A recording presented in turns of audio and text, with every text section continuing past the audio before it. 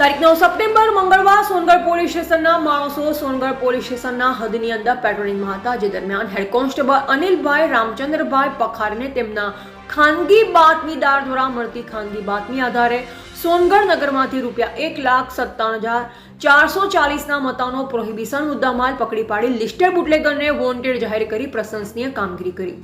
સોનગઢ પોલીસને મળેલ ખાનગી બાતમી આધારે સાનુબેન દેવલાભાઈ ગામિત રહે સોનગઢના રહેણા ઘરેથી વગર પાસ પરમિટે ગેરકાયદેસરના પુઠ્ઠાના બોક્સમાં તથા પ્લાસ્ટિકની કોથળીઓમાં અલગ અલગ બ્રાન્ડની ભારતીય બનાવટના વિદેશી દારૂ તથા ટીન બિયર મળી કુલ બોટલ નંગ 1176, જે કુલ 250 લીટર 80 મિલી, જેની કિંમત ₹1,57,440ના મતાનો પ્રોહિબિશન મુદ્દામાલ સાથે પકડી પાડી તથા મુદ્દામાલ મંગાવનાર તથા મુદ્દામાલ પૂરો પાડનાર લિસ્ટેડ બુટલેગર સુકનજી ઉર્ફે સિકંદર શાંતુભાઈ ગામિત રહે સોનગઢને વોન્ટેડ જાહેર કરેલ છે, જે બાબતે ગુનો દાખલ કરવામાં આવેલ છે તથા સદર બાબતે વધુ તપાસ આઉટપોસ્ટ હેડ કોન્સ્ટેબલ અનિલકુમાર રામચંદ્રભાઈ પાંખરે નાઓ કરી રહેલ છે।